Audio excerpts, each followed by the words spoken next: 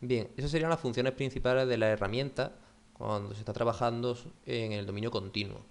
La idea es seleccionar nuestro modelo de primer orden con retardo y probar diferentes reglas de sintonía para sistemas estables, para sistemas inestables, dependiendo del caso. Y una vez llegado a una sintonía, a un ajuste donde la respuesta del enlazo cerrado sea satisfactoria, habría que pasar a la implementación en discreto de ese controlador PI. Bien, para ver eso, vamos a seleccionar el sistema inicial que teníamos de constante de tiempo 1, ganancia 1 y retardo 1. Vamos a seleccionar de la regla de sintonía, por ejemplo, la de Cohen, aparece ahí representar, le damos a Tuning Point y nuestro controlador se va a ir. Limpiamos la ventana de gráfica de simulación para quedarnos con la de este controlador. Vamos a suponer que esa respuesta es satisfactoria. Pues bien, ahora lo que habría que pasar es a la implementación discreta. En esta herramienta también nos permite hacer eso, con la intención de estudiar el efecto que tienen algunos aspectos de implementación práctica. Por ejemplo, si pasamos a discreto, una de las cosas que hay que tener muy en cuenta es cuál es el periodo de muestreo que se selecciona para la implementación discreta. Ahora mismo está de 0,1 y como vemos la respuesta ya no es exactamente igual, ha variado un poco. Por otra parte, otra gráfica que ha cambiado es la gráfica de arriba a la izquierda. Ya no aparece el espacio KPKI del controlador, sino que aparece ahora la región de estabilidad en discreto.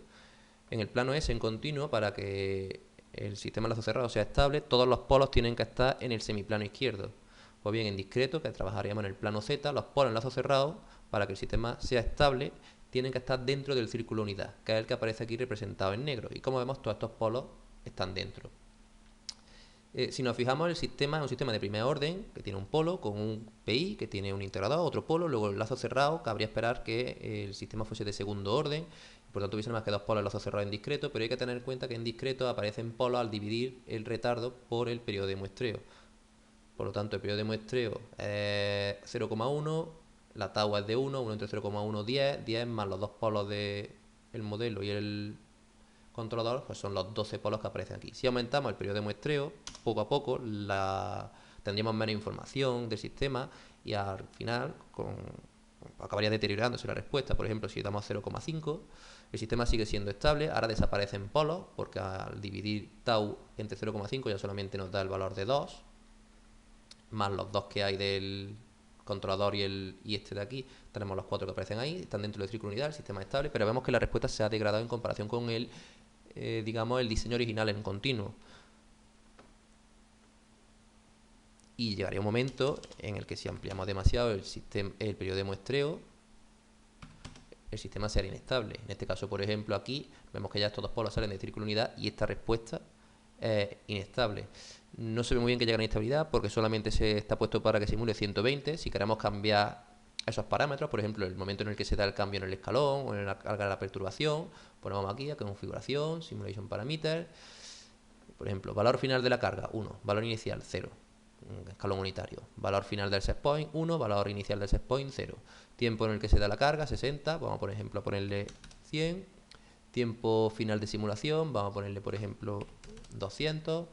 Esto sería el intervalo cada cuánto nos da datos para plotearlo aquí abajo. Y el tiempo en el que se da el salto en el set point, en la referencia, 10, vamos a ponerle por defecto 1.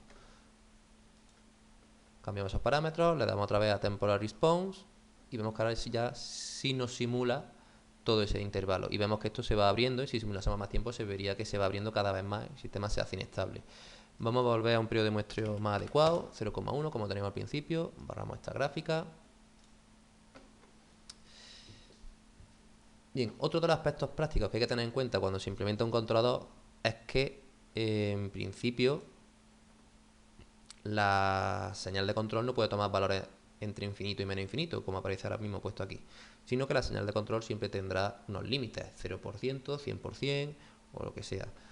Si vemos la señal de control de esta simulación, vemos que está entre 2 y menos 0,5. Vamos a limitar, por ejemplo, el valor máximo de la señal de control a 0,75.